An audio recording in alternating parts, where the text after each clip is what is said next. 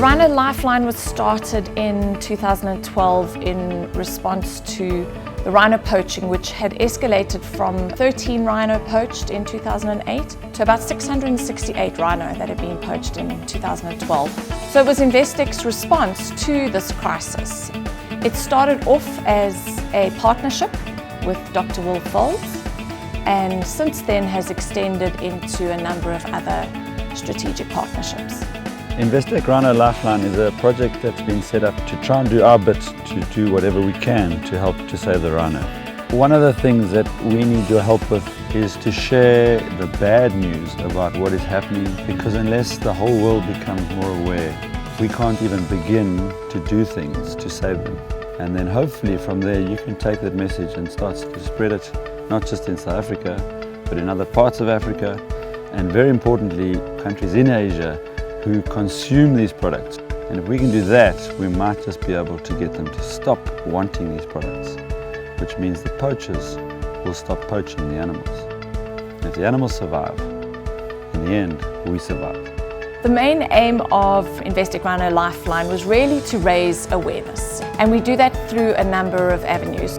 Education has always been integral to our corporate social investment programs at Investec, and we believe education is critical to any issue, especially conservation issues in South Africa. And hence we decided to partner with Coaching for Conservation, which is a unique model where they use sports and animals to teach kids in a very different way to care about themselves, to care about the environment. The ultimate, the only, the mission, the goal, the aim is to inspire kids who care about themselves, about others, and about the world around them. So we harness the value of sport, and we learn from wildlife, and then we learn about it in order to help them, in order to understand their challenges, in order for us to figure out how we can help them. We're going to keep inspiring kids who care. This is my first time in a game vehicle, and I'm excited and happy because it's fun. The drivers taught us things that were going to help the animals. So I think that was a great idea and it was fun.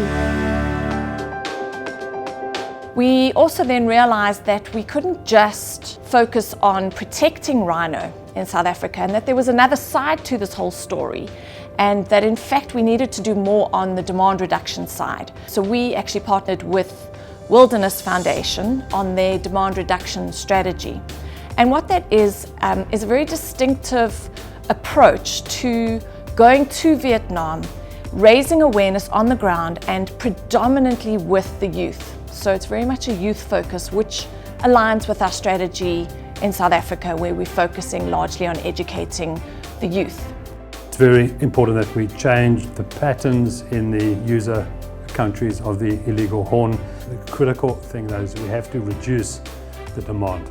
We believe as an organisation that the most effective way to do that is through education. It's the beginning for us of the Rhino campaign, and unfortunately we're here because we have to try to stop the thinking that rhino horn is a cure for cancer, that it is something of a magical piece of medicine.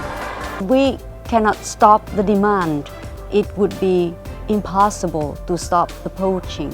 I think the most effective way to approach people is still through the youth.